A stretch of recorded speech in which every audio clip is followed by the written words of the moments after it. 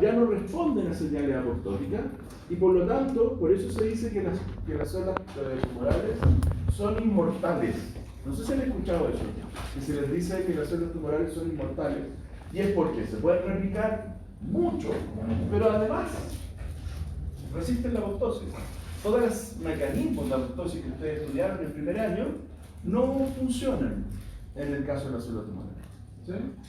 Lo otro también es importante es que las células tumorales o transformadas se originan o pueden ser inducidas por carcinógenos, por virus o de forma espontánea. ¿Sí?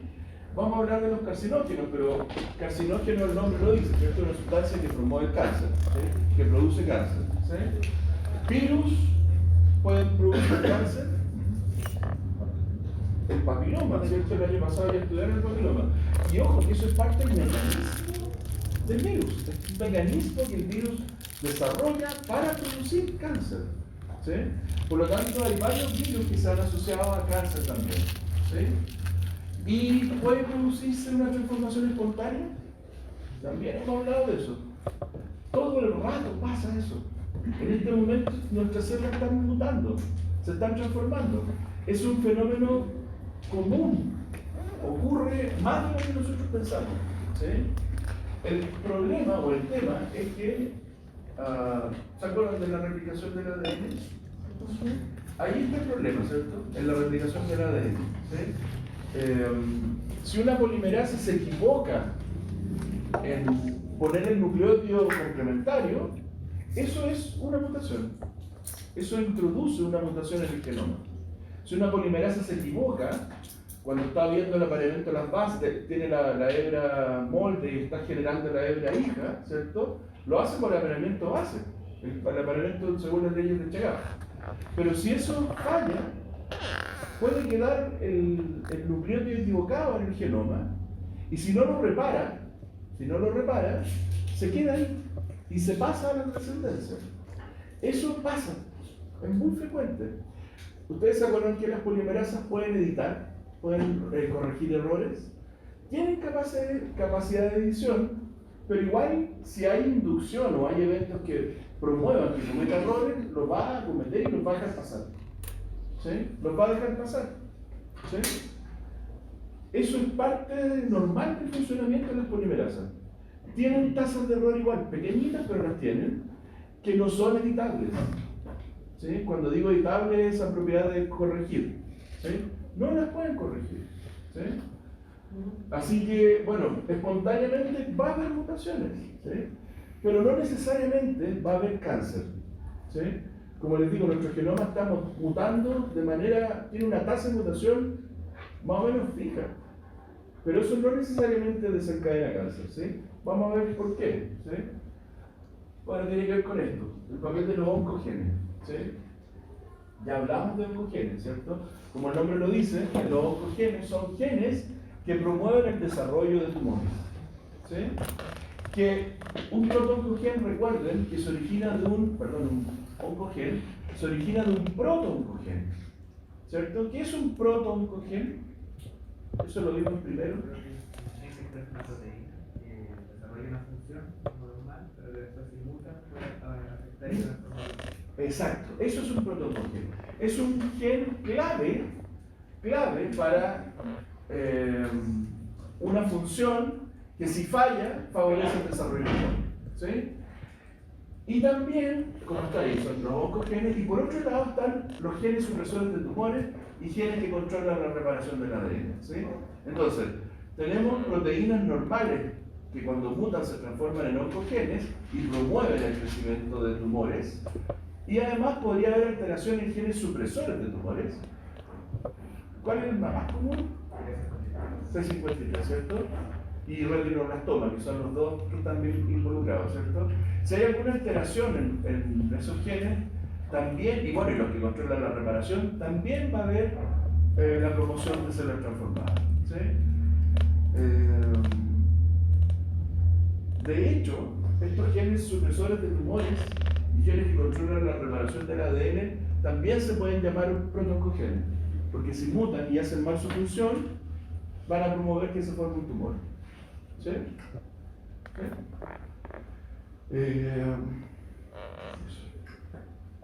¿Qué más decir de los protoncogenes? Hay montones de protoncogenes que cuando mutan se vuelven o favorecen el desarrollo de tumores. ¿Sí? Hay, por ejemplo, de proteínas de unión celular que son oncogenes, que cuando mutan promueven el desarrollo de tumores. ¿Por qué? Porque la adhesión se altera. Y es un mecanismo clave en el desarrollo de tumores, que hay una alteración en la adhesión celular. ¿Sí? Bueno, vamos a ir viendo algunos ejemplos. ¿Sí? Ahora, el caso del cáncer, que no es lo mismo que el tumor, recién estábamos hablando de tumores, el cáncer se desarrolla por un masivo crecimiento. O sea, estas proliferaciones controladas debe ser masiva, ¿sí? Muy considerable, pero además debe provocar que, o debe esas células tumorales tener la capacidad de invadir otros tejidos. O sea, desprenderse del tumor primario y vía sanguínea habitualmente, ¿sí? O de vía sanguínea, diseminarse a otros tejidos, ¿sí? Y ahí estamos recién en presencia de cáncer, ¿sí? Cuando está pasando esto. Antes son tumores, ¿sí? No es cáncer necesariamente, ¿sí? Encontrar tumores en estadios tempranos no necesariamente es cáncer, ¿sí? ¿Okay? Cuando dicen cáncer en fase 1, eso todavía no es cáncer, es tumores que hay que controlar, ¿cierto? Que hay que estudiar. Pero todavía para que sea un cáncer tiene que haber un crecimiento masivo e invasividad. Entonces, o sea, porque ellos lo tienen como otros tejidos, entonces, como según esa definición, a menos que no haya metástasis, no entraría en la categoría de cáncer según esta definición. Como si solamente está en un lugar. No, lo que pasa es que no todos son tan invasivos. Hay algunos que son más, menos invasivos. Y también hay fases. Pero, por ejemplo, la fase 1 del cáncer, ahí hay crecimiento, y no sé si está masivo, sí, masivo, pero todavía hay algo que no sé si se le puede llamar cáncer. ¿Sí? Lo que otro es que el cáncer da cuenta aproximadamente de un 20% de las muertes en los casos de industrializados. Es un tremendo problema de salud pública. ¿Sí? De hecho, se gasta mucho dinero en investigación para el cáncer, y todas las promesas dicen que de aquí al 2050 estaría resuelto el problema. ¿Sí? Sí, todas las proyecciones, más aún si le sumamos que pronto van a estar disponibles los computadores cuánticos, probablemente sea mucho antes. Las 6 millones de personas al año por cáncer, ¿sí? Y como dice aquí, aparece en general en etapas tardías de la vida, ¿sí? La mayoría, ¿sí? Que niños tengan cáncer, aunque es un drama tremendo, es menos frecuente que la suma de cáncer en la vida adulta, ¿sí? Por favor.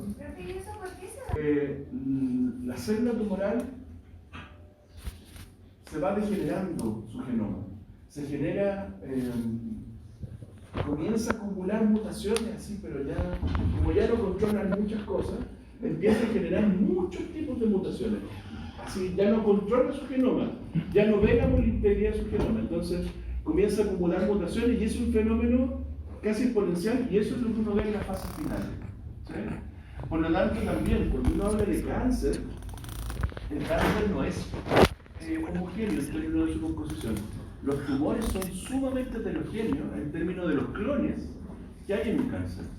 O sea, un tumor no está compuesto por una única célula, está compuesto por muchísimas células distintas, donde cada una de ellas tiene mutaciones distintas, ¿sí? Bueno, pero insisto, ¿por qué en etapas tardías? Porque es un fenómeno que inicialmente es de baja probabilidad. Entonces tiene que estar expuesto a inductores, ¿sí? Obviamente el papiloma es más rápido, porque el papiloma, dentro de su mecanismo de acción, produce cáncer, ¿sí? Por lo tanto, claro, el papiloma se puede manifestar más temprano, pero también hay tiempo. O sea, puede pasar 6 años, 7 años desde que se infecta una persona hasta que aparecen las manifestaciones del cáncer. O sea, por muy oncogénico que sea, tampoco es que me infecté y me da cáncer en 6 meses, ¿sí? Ningún cáncer se demora ese tiempo, ¿sí? Y vuelvo a repetir, hay cáncer cáncer que empiezan 20 años antes. ¿Sí? Por eso que la apuesta hoy día está puesta en prevenir, en identificar tumores en momentos tempranos. ¿Sí? Porque si uno identifica células transformadas tempranamente, las puede sacar y se terminó el problema. ¿Sí? Esa es como la aspiración, ¿cierto? Poder identificar lo más frecuente la aparición de células transformadas. ¿Sí? Y hay harta investigación. En cáncer se gasta mucha plata, porque como es un problema que afecta más a países industrializados, es plata, ¿cierto? No es porque si afectara a África, nadie invierte, ¿cierto? Causado por mutaciones que se acumulan en genes que controlan la vida y la muerte. Principalmente eso. ¿Sí? Yo puedo tener mutada una proteína, no sé, lactina, y eso no va a provocar cáncer. ¿Sí? Puedo tener mutaciones en un transportador y a lo mejor va a generar una alteración, pero no va a generar cáncer. Tienen que ser genes que regulan el ciclo celular, los que tienen que estar mutados para tener cáncer. ¿Sí? Si no, no hay cáncer. ¿Sí? Bueno, y a propósito de los carcinógenos que estábamos hablando, un carcinógeno es algún agente que induce mutaciones en el ADN. ¿Sí? Y vamos a tener carcinógenos químicos, radiaciones y virus. ¿Sí? Virus e inflamación. ¿Sí? A veces el virus por sí mismo, pero la inflamación también produce cáncer. ¿Sí? Inflamación crónica produce cáncer. ¿Sí? ¿Por qué? Eso lo hablamos en ninguno, creo, el año pasado. Por la hipersignatura. Exacto, ¿cierto? Porque la respuesta inmune, si hay un daño persistente, la respuesta inmune produce radicales libres, y los radicales libres producen daño en el ADN, ¿sí? Que pueden producir mutaciones. ¿Sí? Y agentes químicos, ¿como cuál?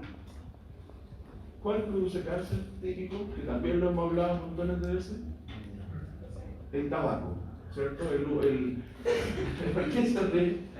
Como que con el técnico y usted dijo, sí, tabaco. Ah, yo pensé que iba a decir el tabaco, pero bueno. El arsénico también, pero el tabaco, porque ¿quién está expuesto a arsénico? Esas son exposiciones laborales habitualmente. ¿Sí? Y sí, pues hay que tener cuidado, esas personas tienen que cuidarse más, pero el tabaco es un hábito malo, ¿cierto? Y que está disponible para todos, ¿cierto? Y el tabaco produce hidrocarburos de bajo peso molecular que por su naturaleza hidrofóbica se tienden a localizar entre las bases nitrogenadas. Se ubican en todas partes, se ubican en la grasa, se ubican en las membranas, pero también se localizan en los núcleos entre el apilamiento de las bases, como son moléculas hidrofóbicas chicas, y eso induce a la polimerasa a equivocarse. Cuando la polimerasa pasa, reconoce formas distintas y puede promover que cometa errores. ¿Sí? Daniela, por favor. Hay moléculas que se conocen como intercalantes del ADN y usualmente van a ser moléculas hidrofóbicas que tienden a localizarse entre las bases y promover errores en las polimerasas.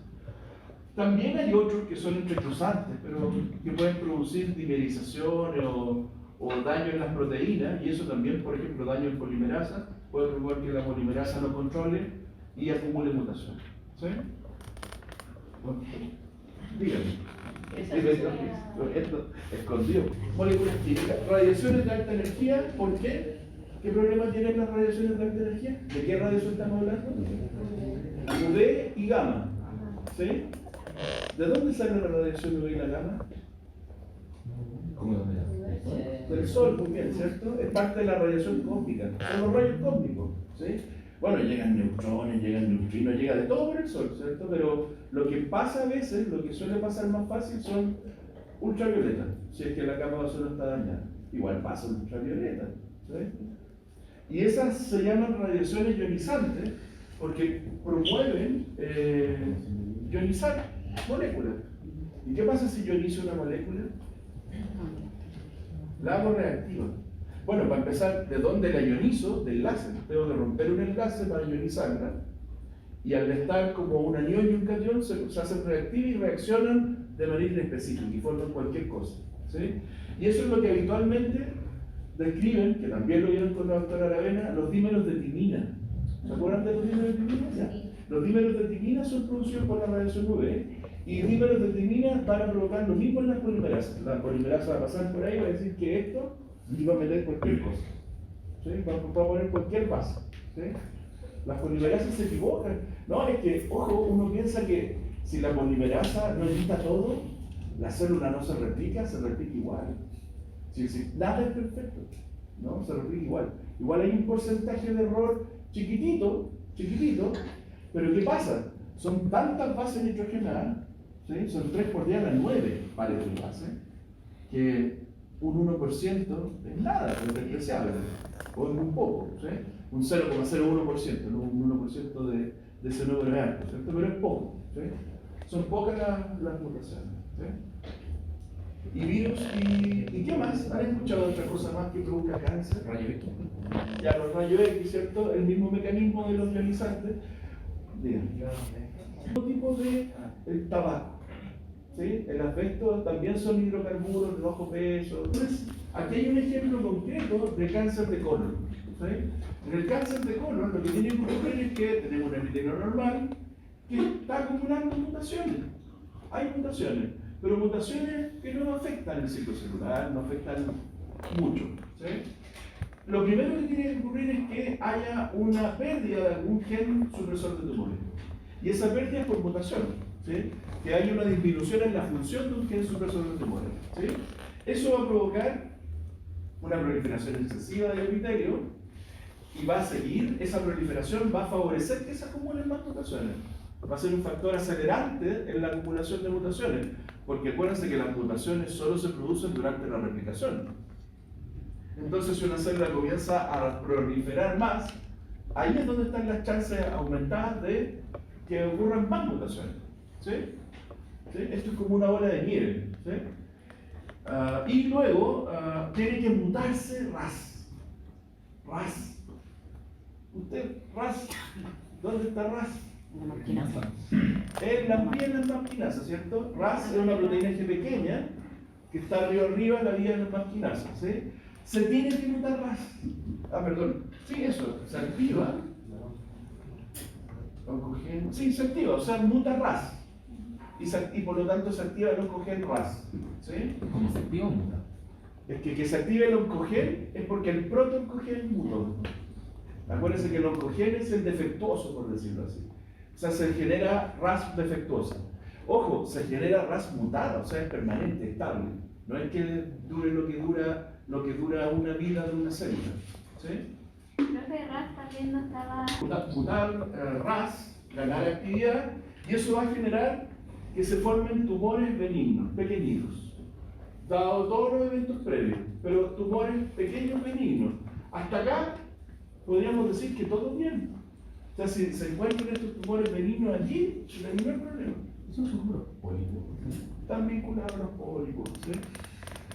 Y los pólipos igual pueden aparecer más tarde, esto es más temprano, ¿sí? Tumores pequeños benignos, estos son muy pequeños, ¿sí? Los pólipos yo creo que están en etapas más avanzadas. ¿Sí? Luego está la pérdida de otro gen supresor de tumores, y eso va a provocar que ahora se formen tumores grandes, y ahí están los pólipos, por ejemplo, ¿sí? En el cáncer de colon. ¿Sí? Ahora tenemos tumores grandes, pero todavía no hay problema, todavía estamos a tiempo. ¿Sí? El problema es cuando muta un P53. Y ahí queda la escoba. Con un P53 mutado, ahora además de ser un tumor grande, se vuelve invasivo. Y aquí ya llegamos tarde. Ya es poco lo que se puede hacer. ¿Sí? Ahí está. Acumulación rápida de mutaciones y metástasis. ¿Sí?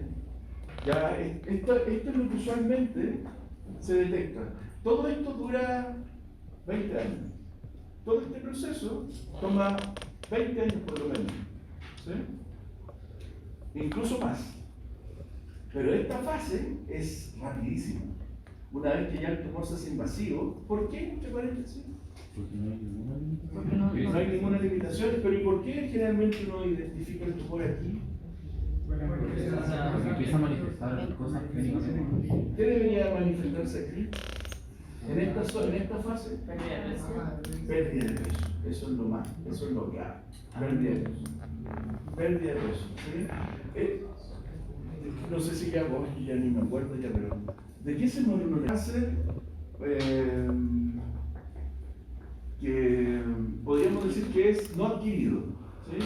Aun cuando se ha visto, hay personas, bueno, hoy día ya se hace todo de medicina personalizada. Hoy día todos nos podemos ver si tenemos RAS mutado. ¿Sí? Si tenemos RAS, ¿qué deberían hacer si tienen RAS mutado? Déjalo. Porque, ojo, RAS mutado es una... ¿Se medir? ¿Sí? Se puede evaluar si uno tiene RAS mutado. ¿Qué harían si ustedes, y obviamente le hacen una coloscopía y no tienen tumor, no tienen nada, pero tienen RAS mutado? ¿Qué harían? Controlarse cada 6 meses, ¿cierto? O una vez al año, pero controlarse muy seguido, ya no esperar cada 20 años, ¿sí? De hecho, parece que también ha dicho que el cáncer de colon está aumentando mucho su prevalencia a nivel mundial. Y antiguamente la recomendación era hacer colonoscopía después de los 60. Ahora ya la bajaron a 50 e incluso está en la Sociedad Americana. Ya la bajó como recomendación e incluso quieren bajarla más porque están viendo personas de 40 años hacer cáncer de colon, cosa que antes no se veía. ¿Sí? Entonces, ojo con eso. Bueno, todo eso ya es parte del manejo, ¿cierto? De la perfecto.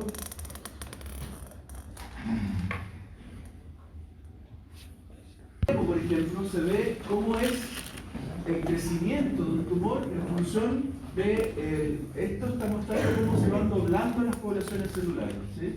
Porque ustedes saben que el crecimiento de la célula es exponencial, ¿sí? N igual a un número exponencial, ¿sí? 2 a la n, ¿sí? Y por lo tanto esto está mostrando cómo es el número de proliferación de ciclos de células tumorales. Y aquí vemos, por ejemplo, el crecimiento de un tumor típico. Ahí hay una célula tumoral, la primera. Ahí no hay nada detectable, ¿sí? Pero 10 ciclos de proliferación llevan a 0,1 milímetro. 0,1 milímetro, eso es un número ultra chico, ¿cierto? Eso todavía no es detectable, ¿sí? Acá hay 1 milímetro, todavía no es detectable, o sí, depende, ¿cierto? Si usan una resonancia y depende del tejido, porque no se puede hacer resonancia. No, o la mamografía igual se detecta. Pero la mamografía es con un TAC. No, sería con BIM, pero ahí se detecta la biocalcificación, es previo al tumor. ¿Cómo, perdón? Así es, sí. Por eso hay que analizar caso a caso, ¿cierto? Pero en este caso, respecto a la población de células, ¿cierto? Cuando tenemos 10 veces la población expandida, ¿cierto? De las células tumorales, tenemos 0,1 milímetro y, miren, cuando tenemos un doblaje de la población cercano a 25, tenemos, ¿cuánto sería eso? 8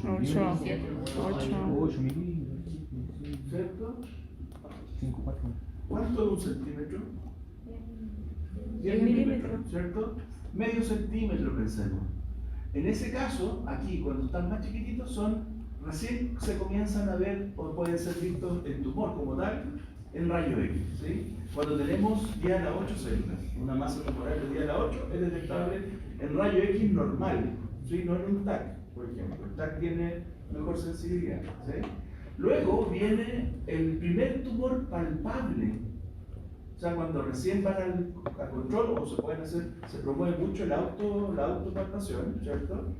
Pero eso requiere entrenamiento, ¿sí?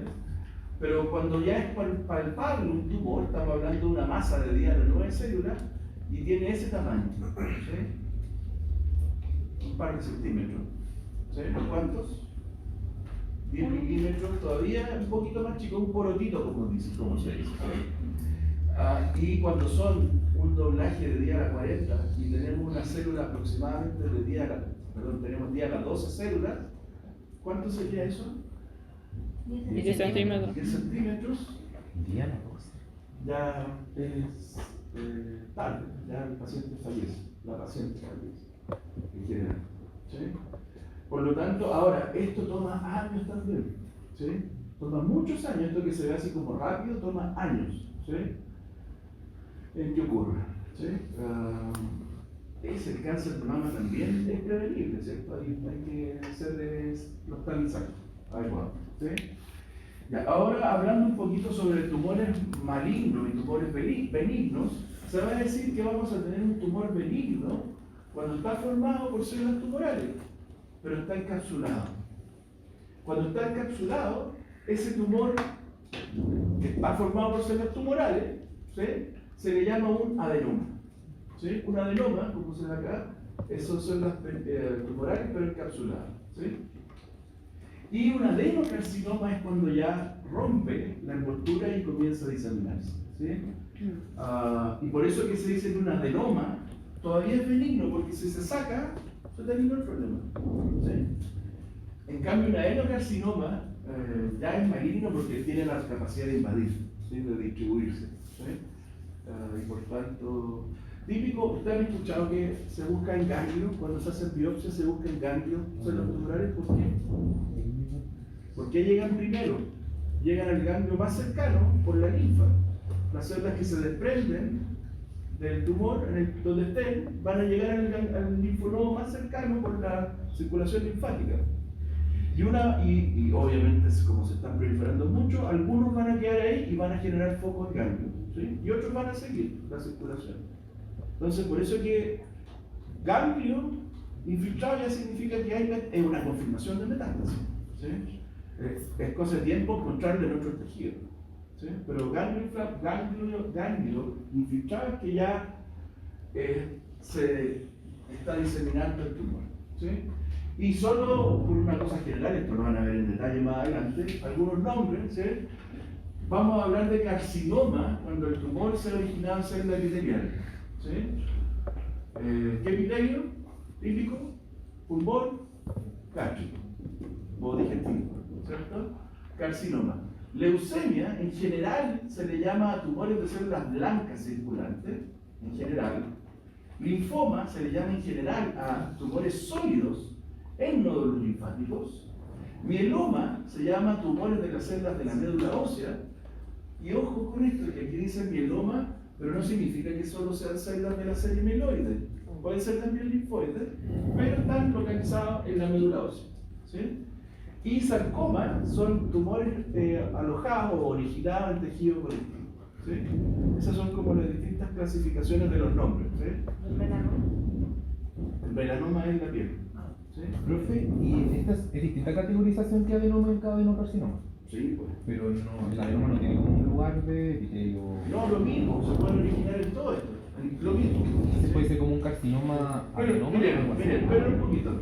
Este adenoma ya acumuló mutaciones, pero todavía no muta P53. Por lo tanto, se dice que es benigno porque podría no mutar P53 y quedarse así forever. ¿Sí? Por lo tanto, por eso se dice que es benigno. Pero igual, si hay un tumor, por muy benigno que sea, como está la chance de que en algún momento mute P53 y se transforme, mejor sacarlo, por si acaso. ¿Sí? Por si acaso. ¿Sí? Aunque eso de por si acaso igual es un poco delicado, porque sacarlo que involucra, Una cirugía. sí, involucra romper tejido, y si está mal hecho el procedimiento, se pueden liberar células tumorales y esas se pueden generar más focos de tumores. ¿Sí? Ahora, si generan más focos de tumores es un problema, pero mientras no mute P53 no se va a transformar en él. ¿Sí? Pero va a haber que repetir la cirugía y volver a sacar los nuevos tumores porque se van a formar tumores. Iba como con lo que está diciendo de acá, pero por ejemplo, si alguien ya le da como Tumores, perdón, virus, ¿cierto?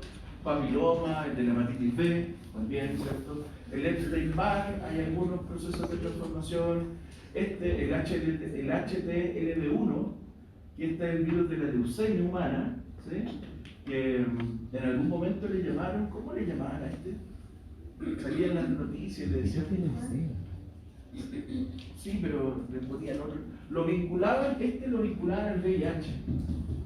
Hubo un tiempo que no sé por qué les dio de vincular este virus al del VIH, pero bueno, ahí está, ¿cierto? Y ahí está el VIH también. El VIH puede producir tumores no porque él provoque, sino que porque de su primer sistema inmune, ¿sí? Es un mecanismo indirecto. ¿Sí?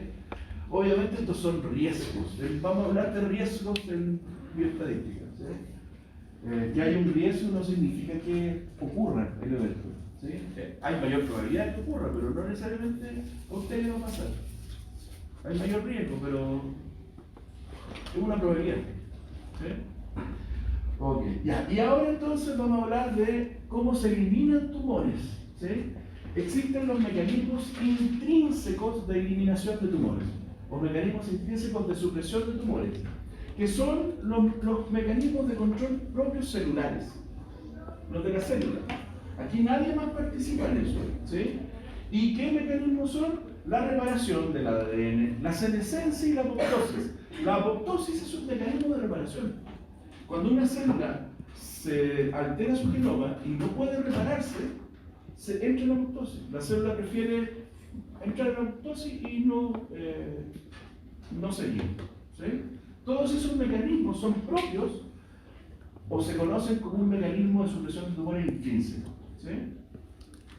Acá está todo lo que puede producir o puede provocar que un tejido normal aparezcan células tumorales, ¿sí? Células mutadas, células transformadas. ¿Sí? Ya habíamos hablado parte de esto. ¿Sí? ¿Y cómo se detectan los tumores? Hay varias maneras, ¿cierto? Pero hay lo que se conoce como identificación de antígenos tumorales. ¿Qué es un antígeno tumoral? Es un antígeno que se expresa de manera diferencial entre células tumorales y normales. ¿Sí? De manera distinta. ¿Sí? Al menos eso. ¿Sí? Eso es la primera definición. Y dentro de estos antígenos tumorales vamos a tener aquellos que, producto del cambio en el genoma de un gen, vamos a tener una proteína mutada. Y eso se va a transformar en un antígeno tumoral. ¿Por qué? ¿Por qué se va a transformar en un antígeno tumoral? ¿Por qué una proteína mutada se va a transformar en un antígeno tumoral? No cómo. ¿Por qué? Porque no es parte de nuestra célula, ¿cierto? Supongan que muta actina. Actina muta, ¿sí? ¿Qué debería ocurrir con actina mutada? ¿Qué debería ocurrir con la actina? Se va a presentar en MHC. Exacto, ¿cierto? Se va a presentar en el MHC de qué tipo? 1, ¿sí? Que es la que muestra el reclutoma, ¿sí? Y si hay un cambio, puede ser reconocido por ¿quién? Por un citotóxico y por un helper. Tienen que estar los dos. Lo que pasa es que la respuesta efectora va a ser mediada por un citotóxico, pero tiene que estar activado un helper también. Se tiene que activar el helper y el citotóxico, ¿sí? ¿Cómo? ¿Cómo llega a pasar eso? Las pruebas de inmuno, ¿cierto?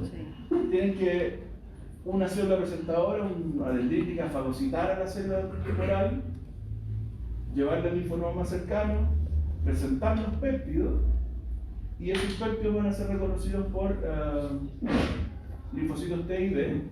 Tienen que haber coestimuladores y recién la activación, ¿sí? Y eso va a provocar que salga la célula, termine la circulación linfática, pasa a la sangre, de ahí llega el tejido donde está la célula, pase y la elimine. ¿Sí? Ese es el mecanismo clásico. ¿Sí?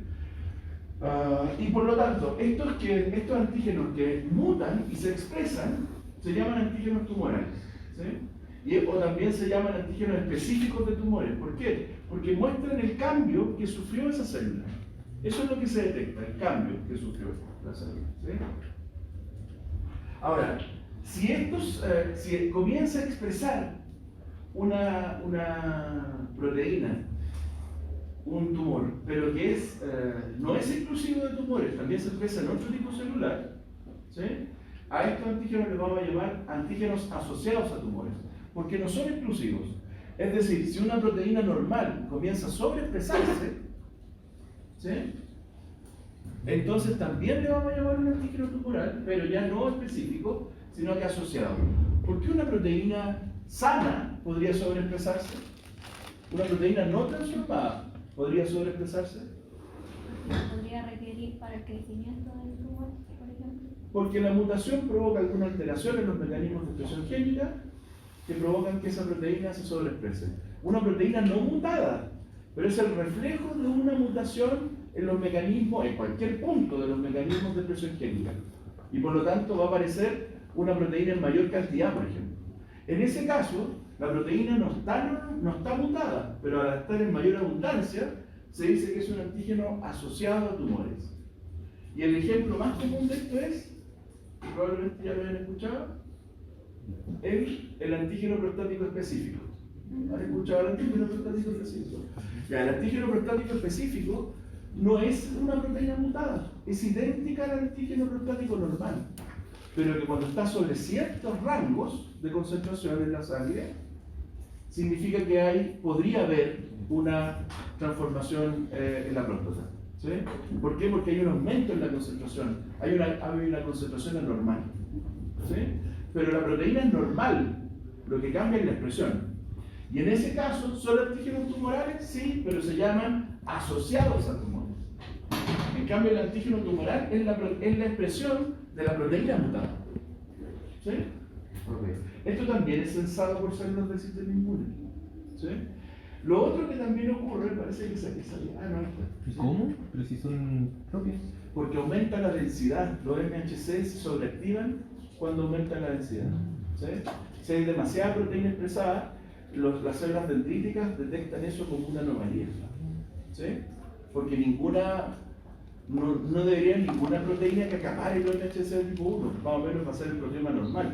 Aquí vamos a empezar a aparecer fragmentos de una proteína que se repite y desplaza a otras, porque está sobreexpresada.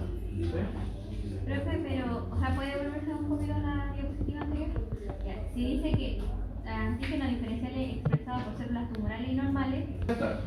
Podemos tener, como se ve en este mono, una célula que se transformó, y aquí esa llave chiquitita que se ve muestra la proteína mutada. Esa llave representa el antígeno nuevo.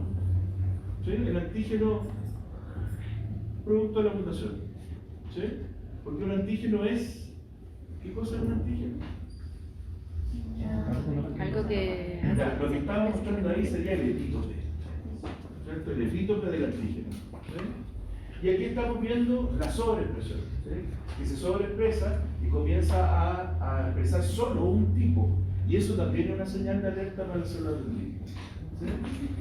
Esto ya lo dijimos. Es como lo que hacen los medicamentos cuando desplazan. Aquí hay otros antígenos, jóvenes.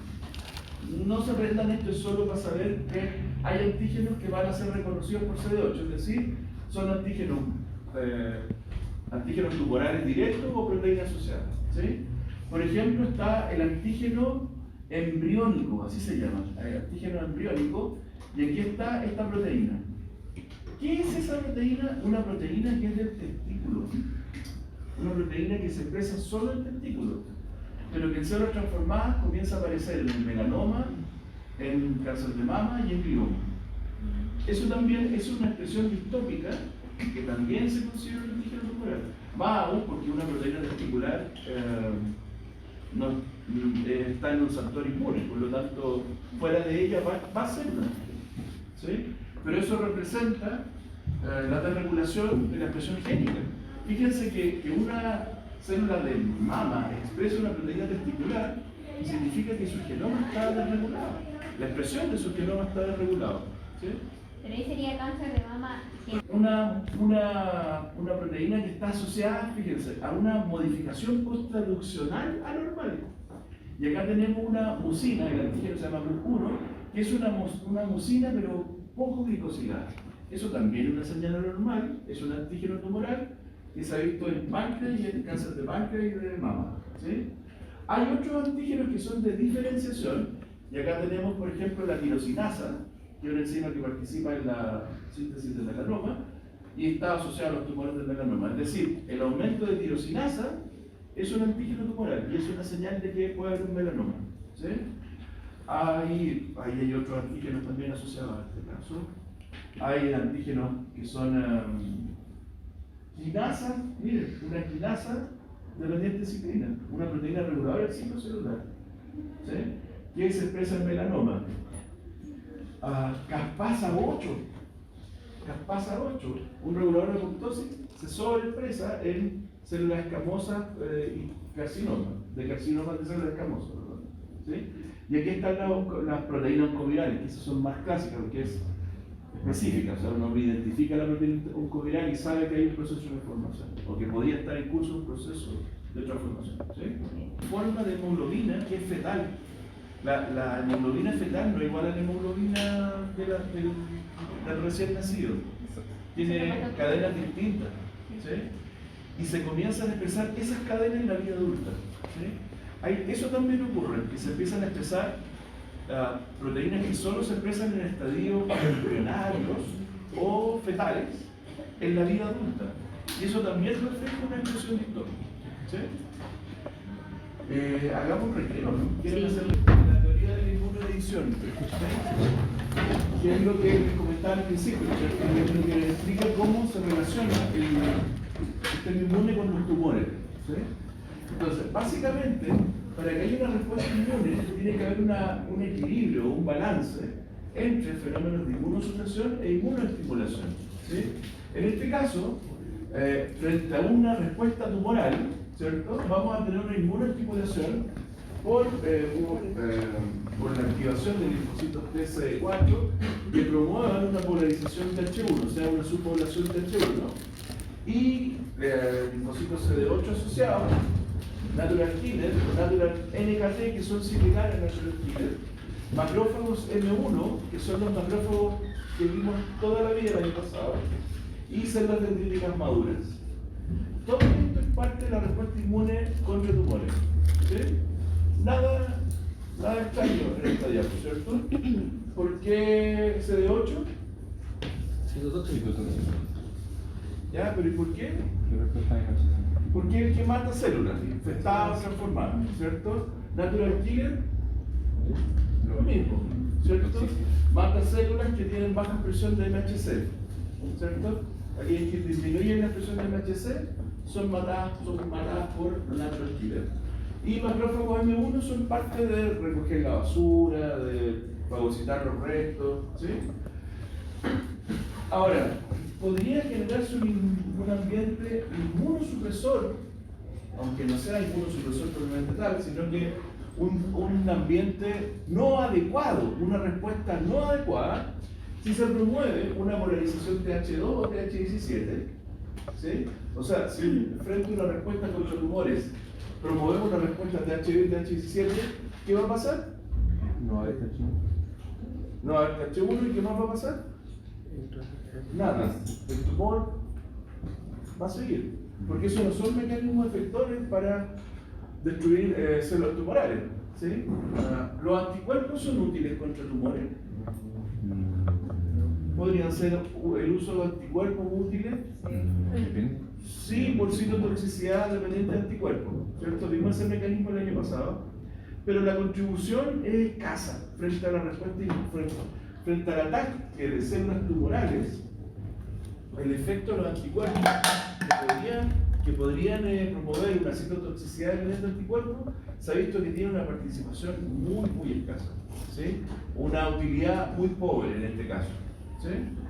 Por lo tanto, TH2, TH17 sería una respuesta errónea y por tanto inefectiva, ¿sí? Estoy mencionando cosas obvias, pero tiene una razón, ¿sí? Por otra parte, también sería promover proliferación de T-Rex, ¿cierto? Se aumenta la proliferación de T-Rex y la secreción de TGF-beta, por ejemplo, va a generar un ambiente inmunosupresor global, ¿sí? Y eso también va a jugar en contra de la respuesta inmune tumoral, ¿sí? La proliferación de linfocitos B, lo mismo, asociado a los anticuerpos, vinculado a alguna de estas polarizaciones. Y hay otro tipo de macrófagos, que son los macrófagos de tipo 2, o los M2, que son macrófagos supresores, son inmunosupresores. Son un subtipo de macrófago que se caracteriza por secretar TGF-beta, ¿sí? Y por lo tanto actuar como un supresor de la respuesta inmune, ¿sí? Vamos a hablar de esto después, en otra clase, pero no en este curso, pero vamos a hablar después de esto. Pero acuérdense que estos son macrófagos que disminuyen la respuesta, ¿sí? Son los que, podríamos decir, llegan al final, cuando ya terminó el conflicto, y llegan a limpiar y a apagar el fuego, las llamas que quedan, o sea, apagar la respuesta inmune que quede, en mediodía gracias a estos macrófagos M2, que en conjunto, este macrófago M2 se asocia a otras células que se conocen como células supresoras derivadas de la línea mieloide, ¿sí? que podríamos decir que el principal exponente de estas células supresoras derivadas de la serie mieloide es el macrófago M2. Y hay otros subtipos que tienen una función similar. ¿Sí? O sea, línea mieloide, que tienen un patrón de secreción de citoquinas basado principalmente en TGF-beta. ¿Sí? Y por lo tanto son inmunosupresores. ¿Ya? Por lo tanto, el equilibrio de ambos eventos va a determinar el éxito en la respuesta contra tumores. ¿Sí? No obstante, bueno, y aquí está, ¿cierto? El balance. Y ya está diagonal, ¿no es cierto? Un exceso de respuestas T-reg se asocia a cáncer o infecciones recurrentes, y un exceso de una respuesta efectora T se asocia a respuesta exacerbada o incluso en autoinmunidad. ¿Sí? Estos son los equilibrios finos que hay que tener en las distintas polarizaciones o en la regulación de la activación del sistema inmune. ¿Sí? Y ahora entonces vamos a hablar del concepto actual que involucra al sistema inmune con la respuesta contra tumores. ¿Sí? Y eso se conoce como la inmunoedición. La inmunoedición es una teoría que junta tres partes de la respuesta inmune que históricamente se habían investigado, que son la inmunovigilancia, la inmunoevasión y la inmunoedición. Vamos a hablar de cada una de ellas. ¿Sí? Pero básicamente, insisto, hasta algún momento se identificaba respuesta inmune vinculada a inmunovigilancia, bien, otra respuesta inmunoevasión, evasión del sistema inmune por parte de los tumores, y otra a inmunoedición. Y esta teoría de la inmunoedición junta las tres. Podríamos decir que juntó conocimiento que estaba disperso y lo puso en una sola teoría. ¿Sí? Esto fue recién propuesto en el año 2002. Esto es poco tiempo, ¿sí? Aunque no lo crean, 20 años de investigación es nada. ¿Sí? 23, pero por ahí, 23 años. ¿Sí? Ahora, él por primera vez define el concepto de inmunoedición del cáncer. ¿Sí? ¿Y cómo se entiende esta inmunoedición? Como un proceso dual entre destrucción del tumor y un modelamiento del tumor. Esto de tumor scalping es como si el tumor fuese una roca y el sistema inmune le va sacando parte, como los artistas que trabajan en piedra y crean figuras. ¿Sí? Esa es como la idea que hay detrás. Es un proceso dual en el que se destruye y se remodela, se esculpe. ¿Sí? Y precisamente ese proceso de esculpir significa que algunas cosas se sacan, pero otras se dejan. ¿Sí? El sistema inmune deja, a propósito, como parte de su función, deja partes del tumor. ¿Sí? Vamos a hablar de eso ahora a continuación. ¿Sí? Pero básicamente a eso se refiere este concepto de inmunoedición. El sistema inmune edita el cáncer, edita el tumor. ¿Cómo lo edita? Como si lo estuviese remodelando, ¿sí? Sacando partes y dejando otras. ¿Sí? Y eso es muy malo. Es muy, muy malo, como veremos a continuación. ¿Sí? En este concepto está implícito que a medida que se va esculpiendo el tumor, se va perdiendo la inmunogenicidad del tumor. Se va perdiendo la inmunogenicidad.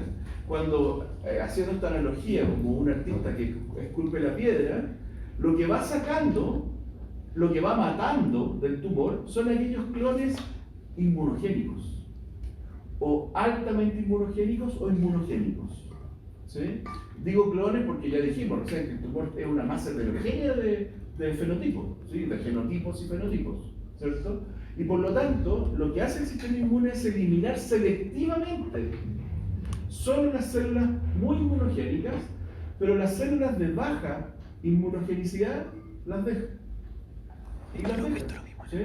Y el tumor sigue cambiando, y si por azar vuelve a aparecer un epítope altamente inmunogénico, el sistema inmune llega de nuevo y mata o saca del tumor esas células inmunogénicas, pero las poco inmunogénicas las deja. Por lo tanto, el sistema inmune va determinando la composición del tumor. Va determinando cómo se compone el tumor. Y lo hace dejando preferentemente células poco inmunogénicas. ¿Sí? Por lo tanto, después de este periodo que dura años, muchos años, lo que finalmente nos queda es un tumor indetectable para el sistema inmune. Un tumor muy poco inmunogénico o nada inmunogénico. Porque todo lo que se generó al azar que era inmunogénico, el sistema inmune lo eliminó, pero lo poco inmunogénico lo deja. ¿Sí? Eso es como el concepto de la inmunodición. Vamos a mirar ahora esto en el tiempo, ¿sí? Y esto es lo que aquí también está dicho, esto de la heterogeneidad clonal, y que vamos a tener clones más o menos inmunogénicos. ¿Qué significa eso? ¿Qué significa que vamos a tener clones más o menos inmunogénicos? Este concepto lo vimos el año pasado. Ese es lo primero, son clones distintos. Pero ¿qué significa que sean más o menos inmunogénicos? ¿Qué es la inmunogenicidad? ¿Cierto? La capacidad de impresionar, de activar, de promover una respuesta inmune finalmente. ¿Sí? Lo que pasa es que como se van generando de todo, se va generando de todo literalmente, epítopes muy inmunogénicos y otros poco, el sistema inmune solo detecta los muy inmunogénicos. Pero fíjense que esto es como loco, porque la inmunogenicidad es un concepto relativo a la respuesta inmune. O sea, depende de la respuesta inmune. La inmunogenicidad no es una propiedad intrínseca del antígeno. ¿Sí? A priori nosotros no podríamos predecir qué antígeno va a ser más o menos inmunogénico, porque eso depende del sistema inmune. El sistema inmune de cada individuo determina qué es inmunogénico. Hay reglas, ¿cierto? Aquello que es muy divergente filogenéticamente, sabemos que va a ser muy inmunogénico, ¿cierto?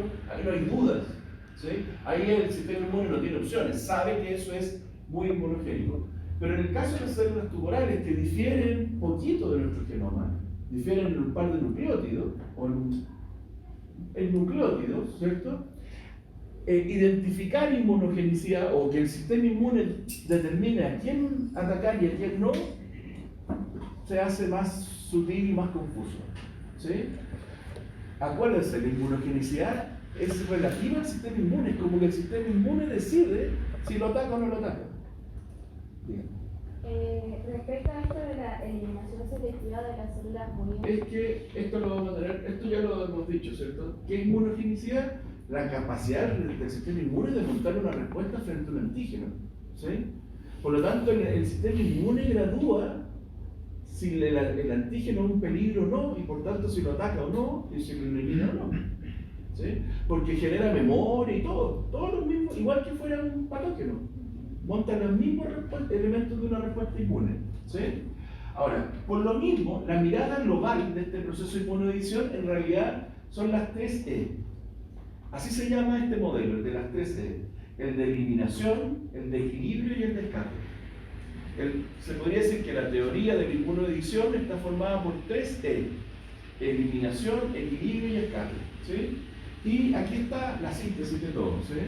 En la fase de eliminación, esa es la que conocemos como inmunovigilancia o vigilancia inmune. Y esa pasa todos los días, a cada rato. ¿Sí? Apareció una célula mutada y el sistema inmunogénica, aparece una mutación y el sistema inmune elimina esa célula, la mata, por echar mecanismos de respuesta inmune, obviamente. ¿Sí? Entonces, la eliminación corresponde a apareció una mutación, como se ve aquí, miren, esto representa el tejido normal, y aquí está células que se transformaron. Esas células rojas son células transformadas. Todavía esto no es un tumor, acuérdense, esto es lo que pasa todos los días cuando una célula cualquiera sufre un proceso de transformación. ¿Sí? Por lo tanto, en etapas muy tempranas de aparición de mutaciones, podríamos decir a diario, ¿sí? De manera rápida, en periodos de un día a una semana, hay una respuesta de eliminación de esos clones mutados. Esto es como el sistema basal, que siempre está ocurriendo, siempre. ¿Sí? Mutación, el sistema inmune la detecta, la elimina. Pero ¿qué pasa? Que en algún momento comienzan a aparecer clones poco inmunogénicos. Y como es poco inmunogénico, el sistema inmune lo deja. Lo deja, no lo elimina. Y pasa el tiempo y aparece otro clon inmunogénico. Y el sistema inmune también no lo elimina, lo deja. Por lo tanto, si se fijan acá, podríamos decir, según el código de colores, miren, tenemos tres tipos de células tumorales.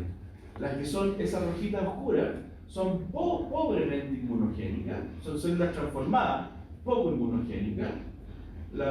Esta más naranjita son células transformadas inmunosupresivas, a veces ya es estadio avanzado, vamos a hablar de eso. Estas son altamente inmunogénicas, las que están acá y estas son las normales. ¿Sí? Después vamos a hablar de estas altamente transformadas inmunosupresoras. ¿Sí? Lo que importa es que vamos a tener un tipo altamente inmunogénico y uno poco inmunogénico, muy poco inmunogénico. ¿Sí? Por lo tanto, se quedó ahí en el tumor y tienen la capacidad de proliferar. ¿Sí? Como vimos al principio, lo primero que ocurre es proliferación. Ahora, esa proliferación tiende a acelerar la acumulación de mutaciones y por lo tanto podrían aparecer nuevos epítopes que podrían ser poco inmunogénicos o altamente inmunogénicos. Y el sistema inmune continuamente, dada esa alta tasa de proliferación, está detectando y evaluando si es altamente inmunogénico o no y solo elimina los clones inmunogénicos. Y por lo tanto, esta fase de equilibrio es la que dura la mayor parte del tiempo. Podríamos decir que el 90% o más del tiempo que dura un cáncer es la fase de equilibrio, en la cual el sistema inmune va en el tiempo refinando el tumor, lo va refinando. Si aparece por azar una célula inmunogénica tumoral, el sistema inmune la elimina y lo que queda es puras células tumorales no inmunogénicas, no reconocidas por el sistema inmune. Siguen mutando porque son muy inestables, siguen mutando, aparece una inmunogénica, el sistema inmune la saca y va dejando que las poco inmunogénicas proliferen, no las elimina. ¿Sí? Y esa es la fase, insisto, que se llama de equilibrio, en la cual, como dice acá, hay una alta inestabilidad genética de las células tumorales, ¿sí? Y por lo tanto se van a producir distintos tipos de células, altamente inmunogénicas, poco inmunogénicas, y el sistema inmune va a eliminar las inmunogénicas y no las otras. Y va a determinar que en el tiempo entonces se convierta el tumor en una masa ya. Fíjense que esto que se ve de lejos ya tiene poquitas células normales, puede haber un entremedio, pero está constituido por un número enorme, mayoritario de células poco inmunogénicas, pero además que adquieren un fenotipo inmunosubversivo. Inmunosubversivo. Y esa es la fase final que se conoce como inmunosubversión o escape. ¿Sí? En esta fase, el tumor expresa el ligando de CTLA4. Comienza a expresar el ligando, las células tumorales expresan el ligando de CTLA4. ¿Qué es CTLA4? ¿Se acuerdan? De la proliferación. Es un receptor inhibidor de la proliferación, es decir, disminuye la población de linfocitos activos. ¿Sí? Por lo tanto, de esa manera genera una depresión de células helper y citotóxicas en general, de linfocitos. ¿Sí? Secreta PDL1, el ligando de PD. Este PD es un receptor de muerte programada, lo van a escuchar un montón de jóvenes en el futuro. Ese es un receptor que se llama receptor de muerte programada, ¿sí? Que todas las células expresan ese receptor. Ese podríamos decir que es un receptor de muerte que activa apoptosis. Las células tumorales comienzan a expresar el ligando del receptor de muerte.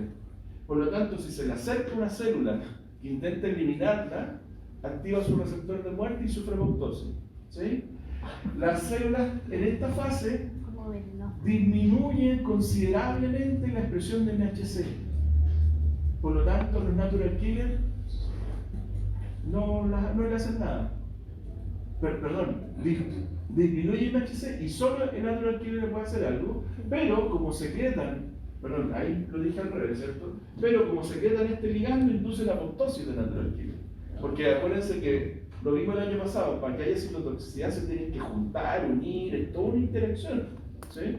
No es algo como que pasó y por lo tanto promueve apoptosis.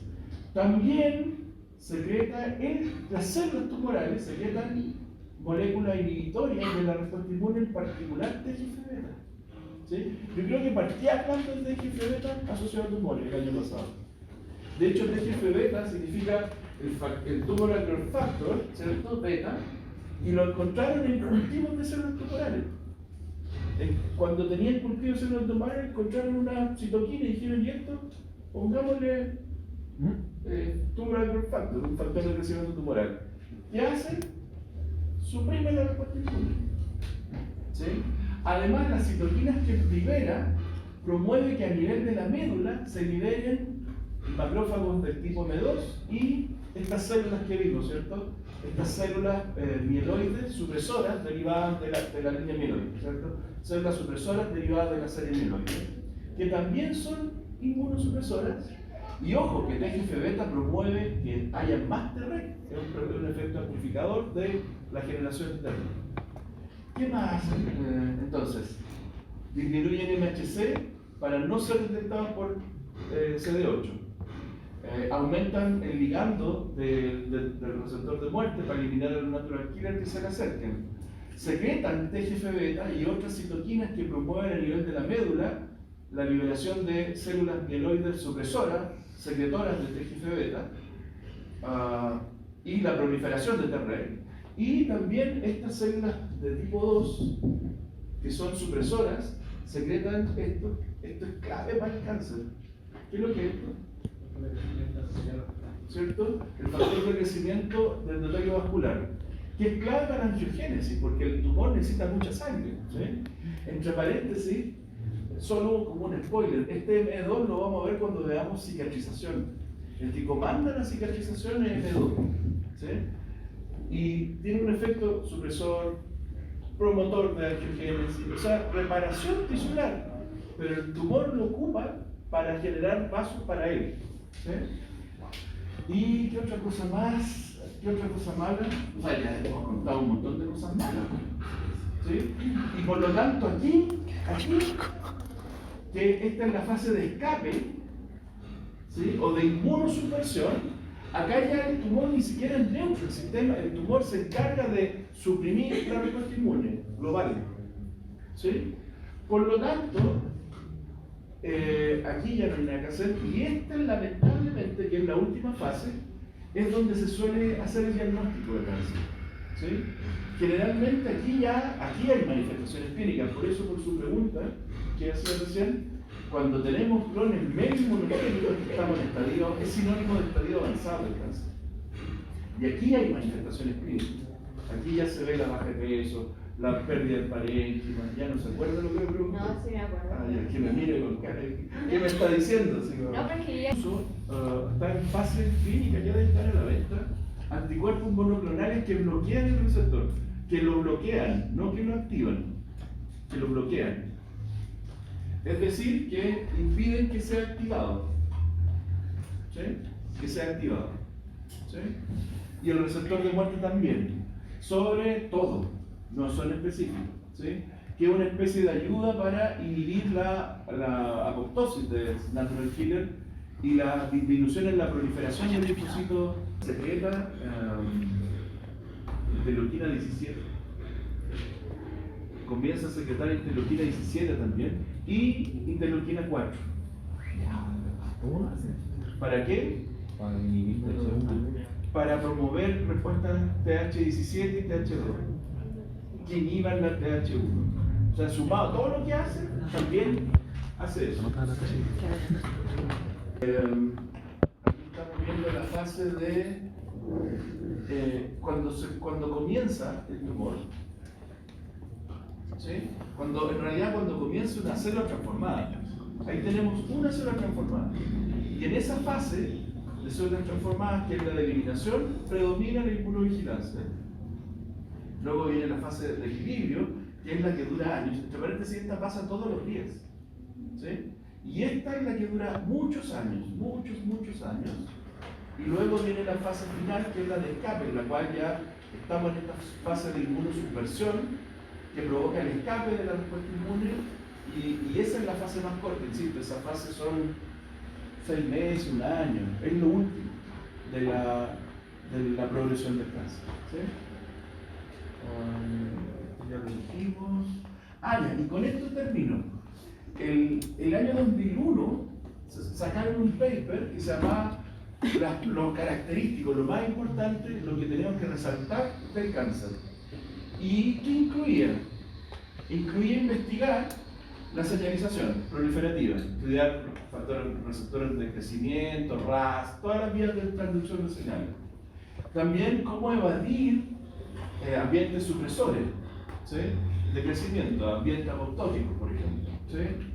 Cómo activar la invasión y la metástasis. Aquí están todas las moléculas de adhesión, las moléculas que promueven la motilidad de las células, ¿sí? Aquí está todo lo que tiene que ver con replicación del ADN propiamente tal, inmortalidad, regulación de los telómeros, todo lo que tiene que ver con ADN, ¿sí? Y aquí está también la angiogénesis. A la angiogénesis le dieron como bombo, porque si uno regula la angiogénesis le corta el suministro al tumor, ¿cierto? Entonces, inhibir la angiogénesis permite cortarle los suministros y que el tumor no crezca, o que crezca más lento, ¿sí? Y cómo se hace resistente a la muerte, a señal apoptótica. Estos jóvenes marcó la investigación los primeros 10 años de la década, de los 2000. Toda la mayoría de las investigaciones en cáncer estaba enfocada en esto de aquí, ¿sí? Y en 2011, el mismo equipo de clínicos que desarrolló esto, ¿y qué hizo? Dijo ya, remiremos esto, remirémoslo. Ahora vamos a decir, ¿cómo regulamos la energética celular? El foco está puesto en cómo regular el metabolismo de la célula tumoral. Seguir hablando de la inestabilidad genómica y la mutación. ¿Cómo? Y cómo también prevenir la destrucción inmune y cómo promover que el tumor promueva inflamación, es decir, que el tumor genere un ambiente que alerte el sistema inmune, ¿sí?, que se comporte como un patógeno, por decirlo así, ¿sí? Por lo tanto, a partir de 2011 se reenfocó, se siguió haciendo investigación en lo otro, pero ahora estos eran los focos de interés en investigación de cáncer. Y de nuevo, sistema inmune. Se puso en el tapete del sistema inmune precisamente porque ya está ultra demostrada esta teoría o hipótesis de la inmunoedición del cáncer, ¿sí? El principal responsable de que haya cáncer es el sistema inmune, ¿sí?